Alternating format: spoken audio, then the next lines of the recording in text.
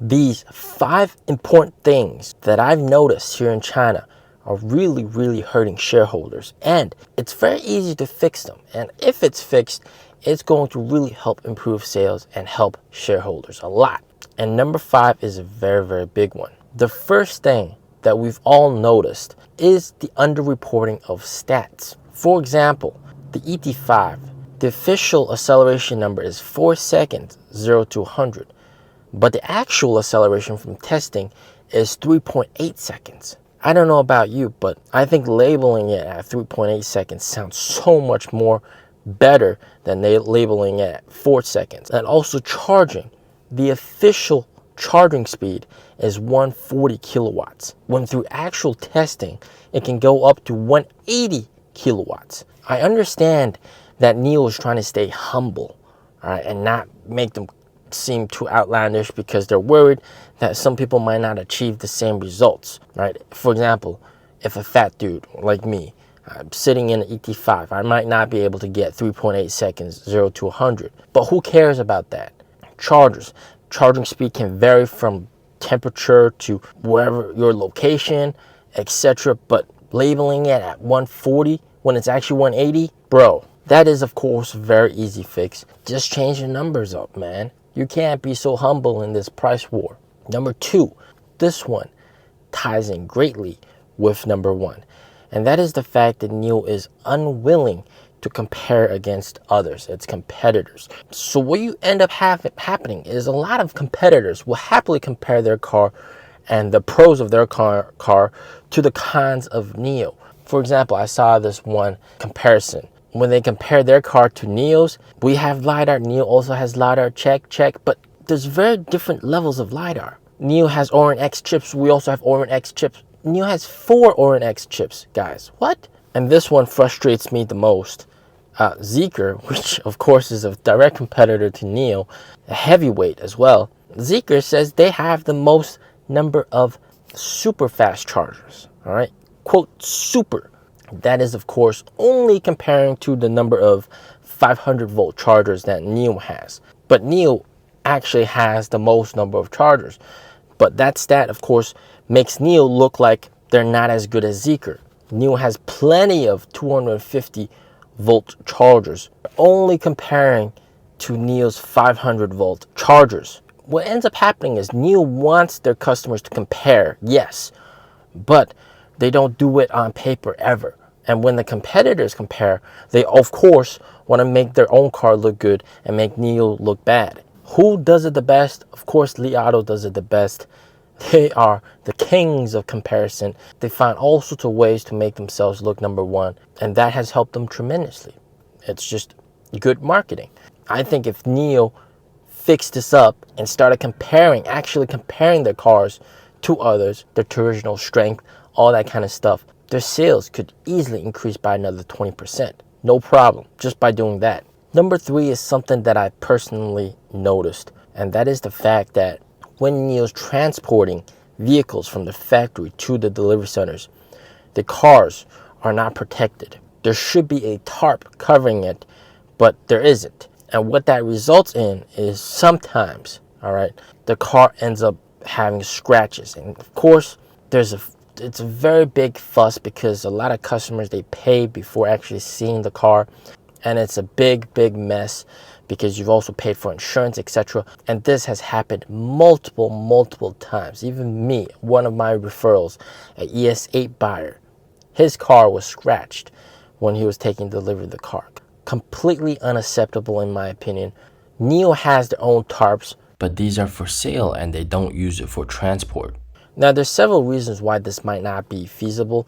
First of all, the delivery trucks might not only be delivering for NIO, they might be delivering for other guys as well. It's not feasible to carry a tarp around. And also, it just might not be feasible to carry a tarp because you have all the different vehicle models. But I think NIO should just have a bunch of those tarps at the factory once it's done loading onto the truck for delivery, cover it up, and then send it, and then have the tarp at the delivery center that can then be towed back or shipped back, or however NIO wants to deal with it. But this, I've noticed, has actually caused a lot of problems.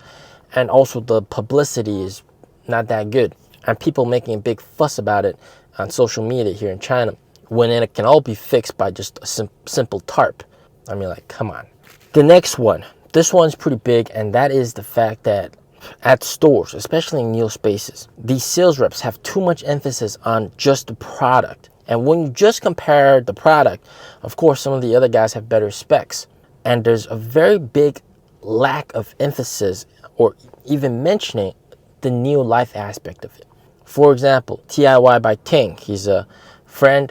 He also has his own YouTube channel.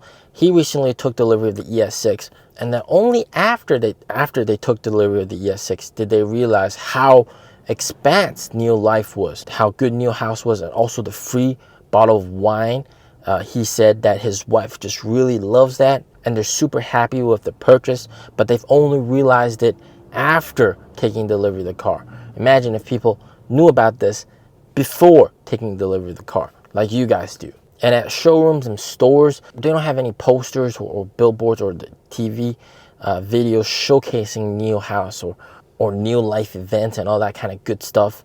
So this is also a very easy fix. Just play a video showcasing NIO house and what it's all about, and the kids playing there, etc. Just like the battery swap videos, which, by the way, I'm going to be forwarding this improvement to the general manager of NIO in Beijing so that he can implement this. The next one, well, take a look. This is from one of you guys, a subscriber, quoting about how battery swap station is very poorly maintained over there in Denmark, with bird droppings everywhere, and then also just not cleaned up, the technician not wearing NIO clothing, the swap station just being dirty, etc. And this brings me to my final point, that is the lack of advertising at swap stations. People don't know what it is. People don't know what it's for. And NIO, to some part, they know this. They realized it. At the Auto Expos, they place a swap station there and they have a TV on top explaining everything.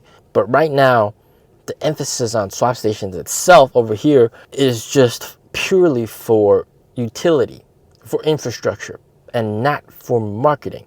Now, every swap station inside, there's a big poster on the side of it, inside the swap station, to really advertise for NIO owners, to talk about the latest activity, events, or what's going on. But I think the opportunity is, of course, on the outside.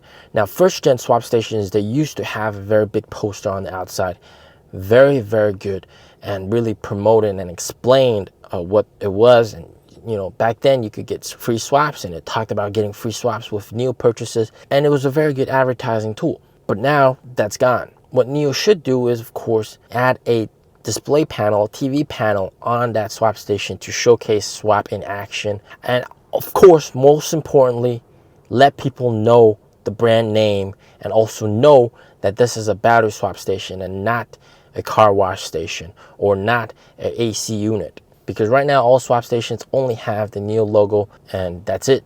No words, no English words, no Chinese words. Well, some of them have, but most of them don't. And they already have so many of these swap stations at prime locations. Why not just advertise? Put a TV screen there and explain it to people. All those 5 factors, if NIO is able to improve on them, will make a very big difference. If I was on the board of directors, those are the first 5 things that I would change, but I'm not. As always, stay safe, stay healthy. Peace out.